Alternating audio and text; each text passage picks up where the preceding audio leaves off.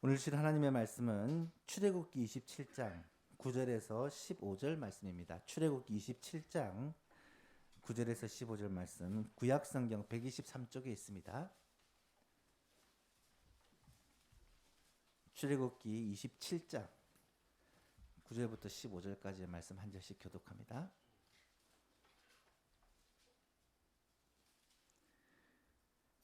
너는 성막에 뜰을 만들지니 남쪽을 향하여 뜰 남쪽 너비가 100규빗의 세마포 휘장을 쳐서 그 한쪽을 당하게 할지니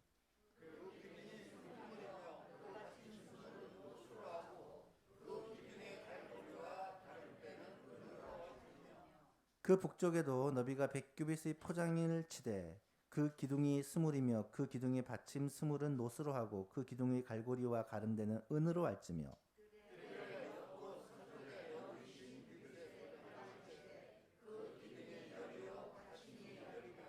동쪽을 향하여 뜰 동쪽의 너비도 50규빗이 될지며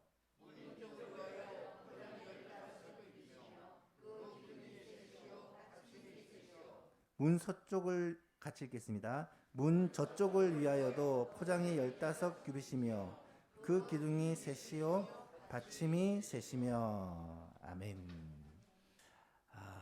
오늘은 성막 울타리에 대해서 함께 말씀을 생각해 보고자 합니다. 지난 시간에 우리가 성막을 공부해야 되는 이유에 대해 생각해 보았는데요. 기억이 나시죠? 이 성막은 성경에서 굉장히 자주 언급을 합니다. 이 성막에 관한 내용만 무려 50장에서 다루고 있을 정도로, 그것도 부분으로 다루는 게 아니라 50장 전체가 성막을 이야기할 정도로 분량이 많기 때문이다 라고 말씀드렸고요. 이 성막은 하나님을 만나는 방법을 가르쳐 준다. 시대마다 하나님을 만나는 그런 통로가 있는데, 구약시대, 광야시대에는 성막을 통해서 하나님을 만나고 하나님께 예배할 수 있었다라는 거죠. 또한 성막은 예수 그리스도를 모형적으로 보여줍니다. 성막의 기구와 성막의 구조를 하나하나 배우면서 예수 그리스도를 성막이 온통 예수 그리스도를 상징하고 있구나라는 것을 알게 될 것입니다. 또한 성막을 통해 우리 성도들의 신앙생활에 대한 교훈을 참 많이 받을 수가 있습니다. 오늘부터 하나하나 살펴보면서 이런 내용들을 같이 한번 배워보도록 하겠습니다. 오늘 본문을 읽으면서 어떤 느낌 드셨습니까? 글로 써놓으니까 무슨 말인지 하나도 모르겠죠. 이게 그림으로 보면 너무 쉬운데 이걸 글로 표현하니까 참 어렵습니다. 그래서 성막을 공부할 때는 그림을 함께 보면서 이 말이 이 말이구나라는 걸 하나하나 이해를 했으면 좋겠습니다. 먼저 성막 울타리를 오늘 볼 건데요. 이 울타리의 구조를 한번 봅시다. 성막에 사용된 이 성물들은 거의 다 이 규빗이라는 단위를 사용합니다. 이 성막의 크기를 규빗으로 하는데, 이 규빗이 얼마나 되느냐? 이 규빗이라는 단위가 이 고대에 사용된 예가 많아서 찾아보고 연구를 해보니까 보통 45cm에서 55cm 사이를 규빗으로 많이 일컫습니다. 이 팔꿈치부터 손끝까지 이 길이를 얘기한다고 생각하시면 되는데, 통상적으로 평균값을 한 50cm 정도다라고 이해하시면 이해가 쉬울 거예요. 그래서 이 남쪽을 향하여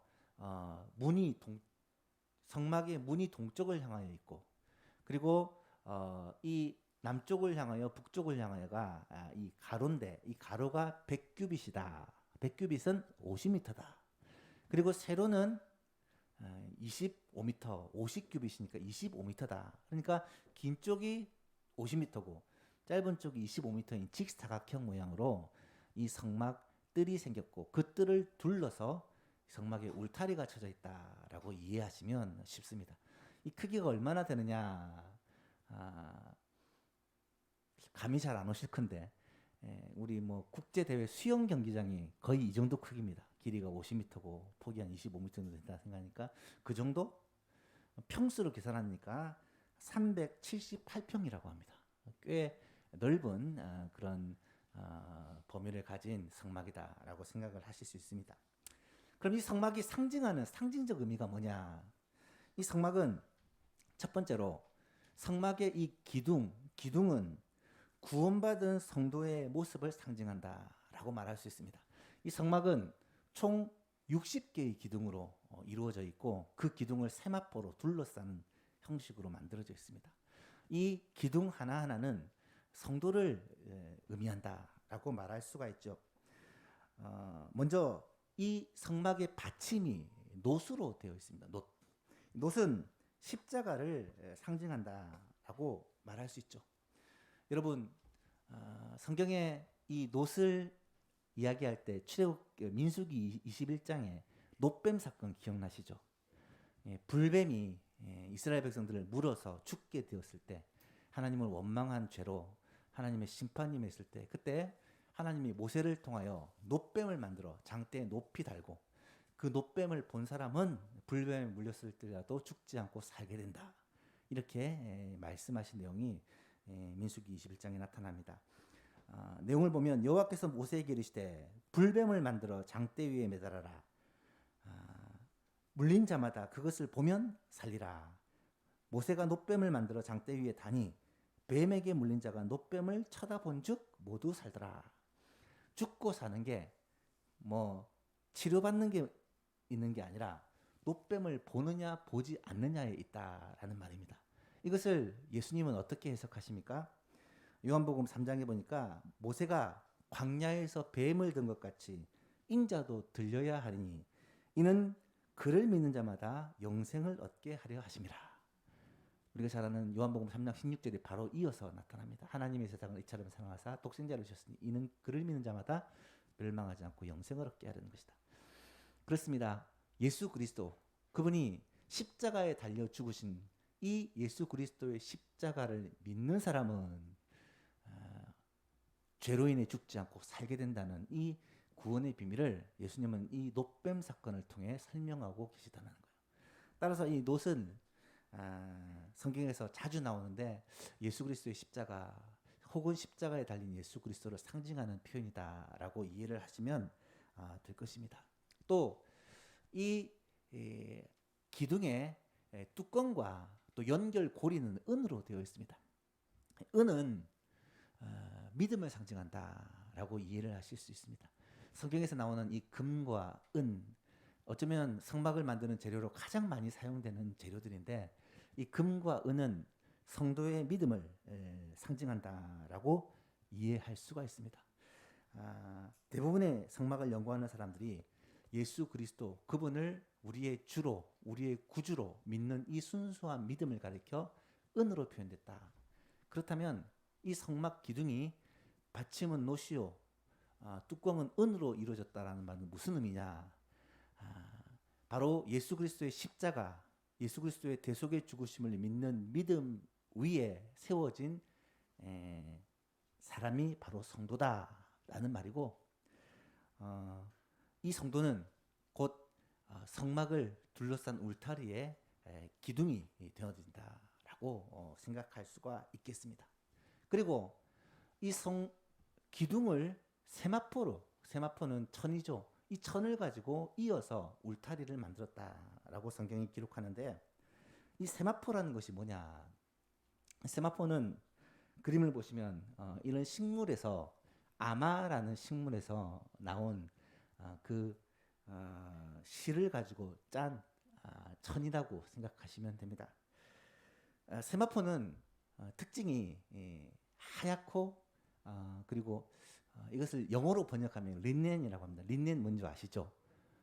뭐 호텔 같은 데서 뭐 까는 용도로 사용하는 흰색 천, 그것을 세마포라고 생각하시면 돼요. 예수님의 시체를 쌌던 곳도 세마포 천이고 오늘 본문에서 나타나는 이 성막을 두르는 이 울타리 천도 세마포라는 거죠. 그런데 이 광야에서 세마포가 사실은 적당한 그런 천은 아닙니다.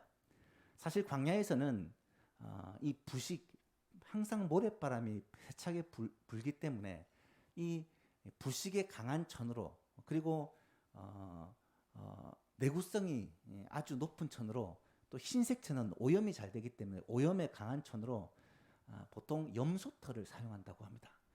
그래서 베두인들 지금도 광야에서 살고 있는 베두인들은 항상 염소털로 장막을 짓고 텐트를 치는데 왜 성경은 이 염소털을 사용하지 않고, 물론 성막이라고 하는 성소와 지성소로 있는 그 집은 네 단계로, 제일 안쪽에는 뭐 여러 가지 장식한 그런 천으로, 그 두 번째는 세마포로, 세 번째는 염소털로, 마지막에는 물소 가죽으로, 이렇게 네 단계로 덮지만 이 전체 울타리 천을 세마포로 그렇게 둘러싸라라고 명하는 이유가 뭘까?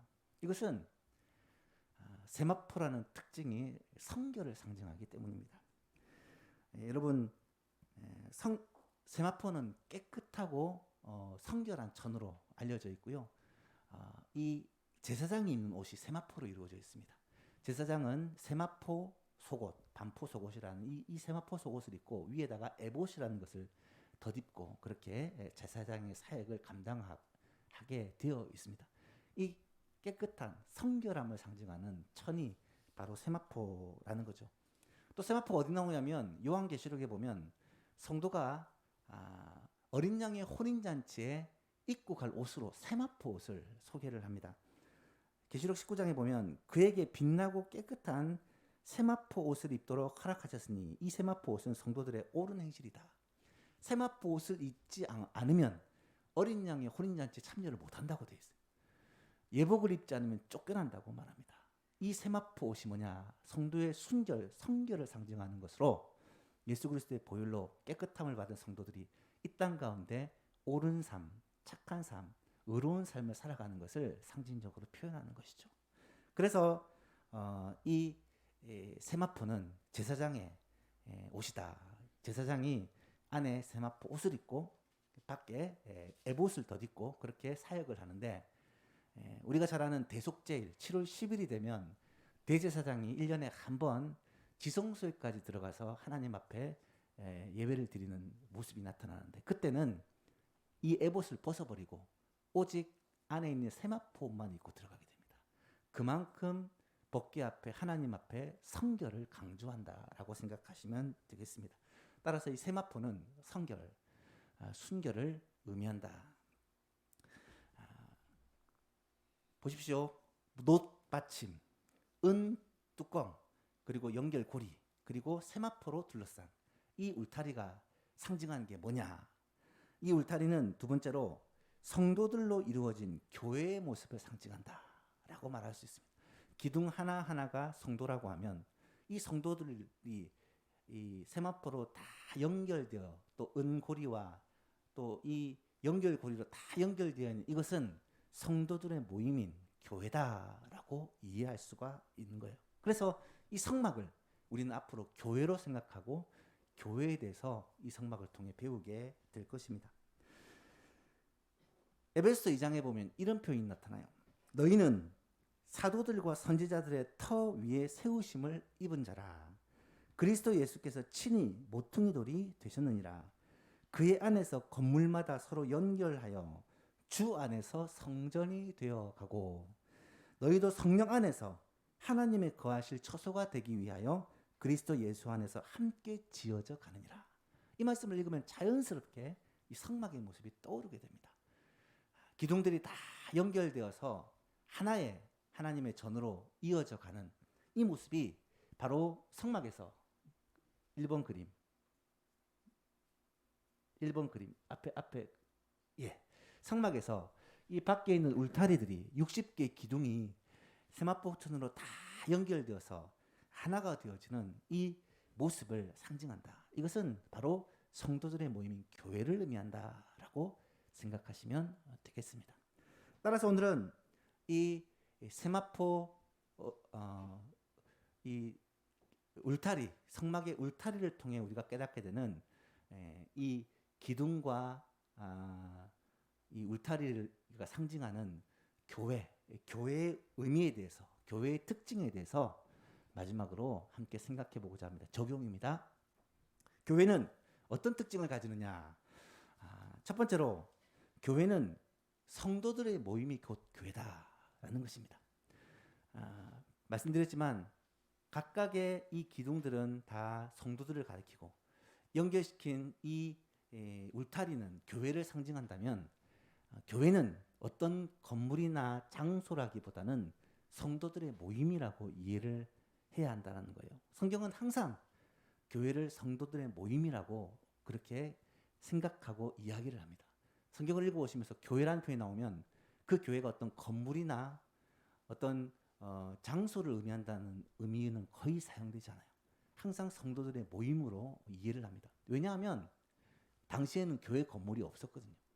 가정에서 교회가 모이고 성전에서 교회가 모였지, 회당에서 교회가 모였지 교회 건물이 따로 없었어요. 교회 건물은 AD 300년이 되어서야 비로소 처음으로 생겨나게 됩니다. 그때까지는 교회 건물이 아예 없었어요. 그래서 교회라고 하면 건물이 아니라 성도들의 모임이다라는 것이 이 성막을 통해서도 보여주시고 성경이 가르치는 교회의 특징이다. 두 번째는 교회는 하나님이 거하시는 곳이다. 교회가 왜 존재하느냐? 하나님이 성도들 가운데 거하시고 성도들의 모임 가운데 거하시기 때문에 그것을 보여주는 것이 성막입니다. 왜 성막이 지어졌습니까? 하나님이 자기 백성 가운데 임재하시기 위해 성막을 만들라고 하신 거예요. 성막은 하나님의 임재를 상징하는 것인데 그 성막의 울타리가 말씀드렸듯이 교회를 상징한다. 그래서 이 성막의 울타리는 하나님이 거하신 하나님의 임재를 상징하는 것이다. 오늘날 교회가 하나님이 우리와 함께 하신다는 걸 상징합니다. 하나님은 우리 각 사람 가운데 임재하시지만 성도들의 이 모임, 함께 모여서 예배하는 이 가운데 임재하신다고 약속하고 계시기 때문입니다. 세 번째로는 교회는 구별된 곳이다. 매우 중요한 의미입니다. 왜 성막에 울타리를 쳤을까? 밖에서 안에 들어오지 못하도록 하기 위해 울타리를 친 거예요.